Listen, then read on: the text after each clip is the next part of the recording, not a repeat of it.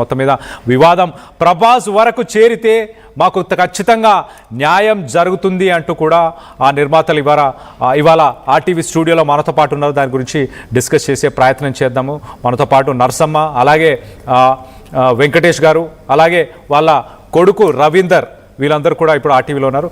అమ్మ నమస్తే. అమ్మ వెల్కమ్ టు ఆర్టీవీ. నమస్తే వెంకటేష్ గారు. నమస్తే రవీందర్ గారు. నమస్తే. మొదటగా నరసమ్మ గారు, మీరు చెప్పండి, ఈ సినిమా గురించి అసలు మీరు ఏం ఎక్స్పెక్ట్ చేస్తున్నారు, ఏం కావాలని కోరుకుంటున్నారు? ఏం కోరుకోలేదు సార్. నాకు సినిమా ఫస్ట్ నేను 16 సంవత్సరాల వయసులో నేను సినిమా చేసుకోవాలని చెప్పి అది ఒక పట్టుదలతో ఉన్నా. బెమ్మంగారు జీవిత చరిత్ర చూసి అది చూసిన కాడి నుంచి చేసినాక మళ్ళీ కొన్ని రోజులు నాకు పొట్టేలు పొన్నామని కూడా చూసా. ఈ సినిమాలు చూసినాక 16 సంవత్సరాలకు పెళ్ళి అయింది. పెళ్ళి మా అత్తోళ్ళ ఇంటికి వచ్చినాక ఇంకా బర్రెలు మేకలు ఇట్లాంటివన్నీ మేపుకుంటా చేసుకుంటా రూపాయి సంపాదించుకుంటా మళ్ళీ పుట్టింటికి రాసి సినిమా పోయినాక నేను సినిమా చేయాలనుకున్నా కదా, నేను చేయాలని చెప్పి నన్ను అడిగా. చూసి వచ్చినాక నువ్వు సినిమా చేయటం ఏంది, ఇది అసలు ఇది ఏమన్నా మనకు అందే పని అని చెప్పి అరిసిండు. నేనేదో చిన్నప్పుడు ఒక కళ అనుకున్నా, నేను చేయాలని చెప్పి వెనక చెప్పా. ఇద్దరు అరిసిండ్రు, కొడుకు అరిచిండ్రు, అందరూ అరుస్తామన్నారు. అరిసినా కూడా నేను చేయాలని చెప్పి పట్టుదలతో పట్టుకొని వాళ్ళని కొన్ని రోజులు జరిగిన దాకా ఉండి కాసిన డబ్బులు అయినాక ఒక 10 సంవత్సరాల దాకా బాగా దాచిపెట్టుకున్నా, 10-30 సంవత్సరాల దాకా. ఈ దాచిపెట్టుకున్న డబ్బులు ఇలా అడిగి గట్టిగా పట్టుబట్టా. పెడితే నువ్వు చేస్తావని అప్పుడు కూడా అరిసేవాళ్ళు వీళ్ళు నన్ను. అరిసినా కూడా నేను చేయాలని నాకు అదొక పట్టుదలతో ఉండి మా ఊర్లో మాతంగి ఉంది, ఎల్లమ్మ కొలుపులు, ఎల్లమ్మ కొలుపులకి మాతంగి వచ్చింది. వస్తే ఆమె మేమందరం తిరణాలు చేసేటప్పుడు మాకు మంచి చెల్లు అన్నీ చేసుకునేటప్పుడు మేమేమో కళ్ళు దొత్తలు ఏం తెచ్చిస్తే ఆమె వేపాకు పట్టుకునేది. ఇంకా ఎంత కుర్రోళ్ళైనా అందరమే ఎగిరెగిరి తొక్కుతూ ఉంటుంది.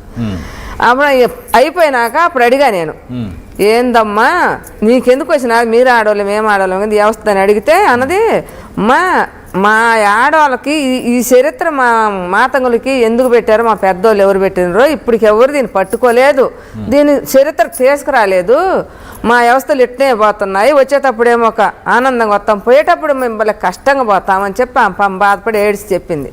అట్టయితే నేను ఒక సినిమా తీయాలనుకున్నాను, నాకు కూడా ఒక చరిత్ర అనేది కావాలని నేను ఏదో ఒక సినిమా చేసుకుందాం అనుకున్నా. నాకు ఇప్పుడు ఇది ఒక చరిత్ర చిక్కింది, ఇది మందేను, మాకు ఎల్లమ్మ కొలుపురికి మా మాతంగివే కాబట్టి నేను నీ సినిమా నీ అవస్థ నేను తెర మీదకి తీసుకొచ్చి 10 మందికి చూపిస్తానంటే నీకేనా చేత అయ్యేది అన్నదామా.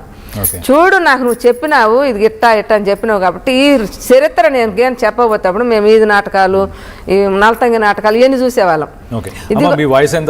ఇప్పుడా 50 సంవత్సరాలు. 50 సంవత్సరాలు అంటే మీరు ఒక 34-40 సంవత్సరాలు ఈ కళగా అన్నారు, ఏది సినిమా తీయాలి, ప్రొడ్యూస్ చేయాలి ఖచ్చితంగా అని చెప్పేసి అనుకున్నారు. ఆ మాతంగి మీ ఊరికి వచ్చినప్పుడు ఆయన కథ మొత్తం విన్నారు, మీకు ఆ కథ నచ్చింది, దాని వెనకాల ఉన్న చరిత్ర నచ్చింది, అవన్నీ నచ్చి దీని మీద సినిమా తీద్దామని మీరు డిసైడ్ అయ్యారు. మీ ఇంట్లో వాళ్ళని అంటే ఇటు వెంకటేష్ గారిని అలాగే మీ కొడుకు రవీందర్ గారిని మీ అందరినీ ఒప్పించే ప్రయత్నం చేశారు. అప్పటి నుంచి అంటే ఎన్ని సంవత్సరాలుగా నడిచింది ఈ డిస్కషన్ అంతా? ఇప్పుడు నేను మాకు 50 సంవత్సరాలు వచ్చింది కదా, నేను 30 సంవత్సరాల దాకా డబ్బులు దాచిపెట్టుకొని నేను అడిగిన 10 సంవత్సరాల మించి ఇప్పుడు ఈ సినిమా పట్టుబట్టి చేశాను. 10 సంవత్సరాల కష్టం మొత్తం ఇక్కడ పెట్టా. నేను దాచిపెట్టుకున్న డబ్బులు అయితే మొత్తం పెట్టుకొని ఇప్పుడు మనకి లాక్డౌన్ ముందు మా సినిమా సగం ఒక 20 రోజులు సినిమా చేసినాక అయిపోయింది డబ్బులు. అయిపోయినాక మేము దాని నుంచి ఇంటికి వచ్చారు. ఇంటికి వచ్చినాక మాకు ఈయనేం చేసిండంటే మా చిన్న కొడుకుని తీసుకొని చేనుకాడికి ఒక కొక్కిలేరు తీసుకొని చేనుకాడికి పోతుంటే నేను ఇప్పుడు దాకా చేసి వచ్చారు కదా 2 రోజులు ఆగండి లేనంటే నేను రేపు కంది వేసుకోవాలి, పదునైంది ఏడ ఆగేదని చెప్పి ఆయన తీసుకొని ఒక కొక్కిలేరు తీసుకొని చేనుకాడికి పోయారు. చేనుకాడికి పోయి ఆ చేలో ఏమేం గదులు ఇచ్చారో ఏమో మా వాడు వరకు నిలబడి చెబుతున్నాడు, కొక్కిలేరు అబ్బాయి పీగుతున్నాడు, ఈయనేమో అక్కడైనా కంప కొట్టుకుంటున్నాడు.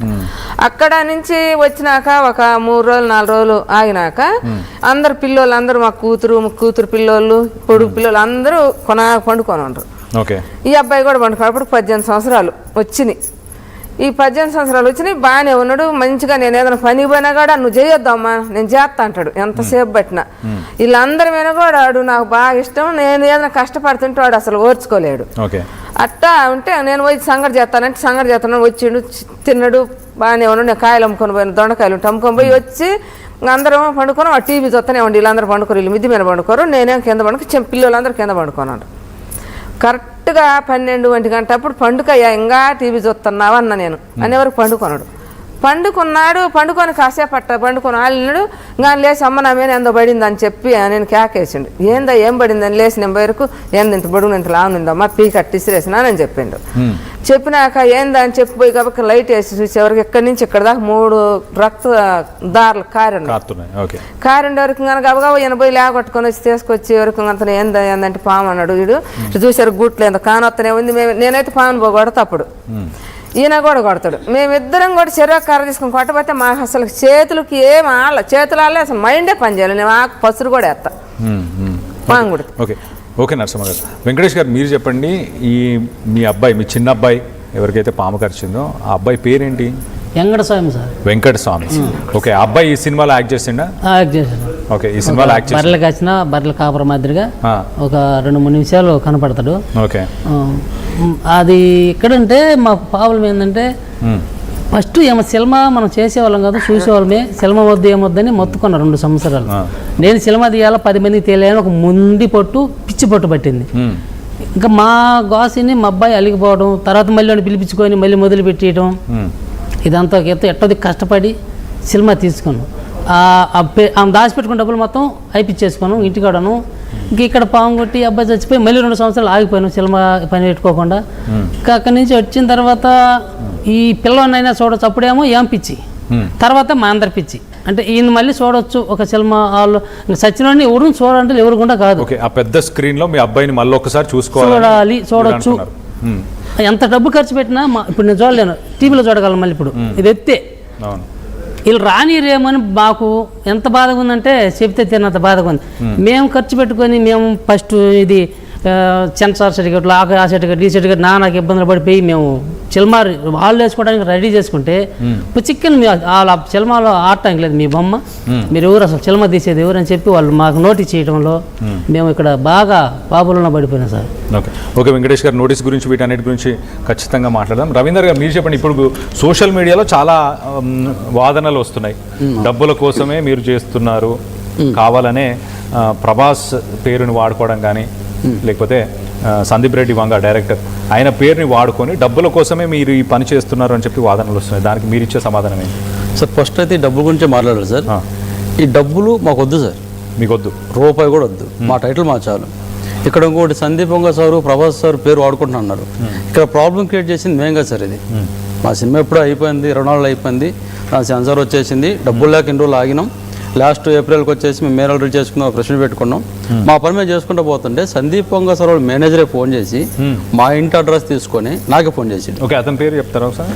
శివప్రసాద్ గారు, శివప్రసాద్ గారు. ఓకే, ఆయన ఫోన్ చేసి ఇట్లా మీరు సినిమా చేశారంటే, అవును సార్ మేము సినిమా చేసాం, మా సినిమా పేరు స్పిరిట్ ఇస్ నాట్ వన్, ఇలా ప్రభాస్ గారు కూడా జరుగుతుంటే మాకు ఇప్పుడు తెలుసండి, తెలియదని చెప్పలేదు, మాకు తెలుసు ఇప్పుడు.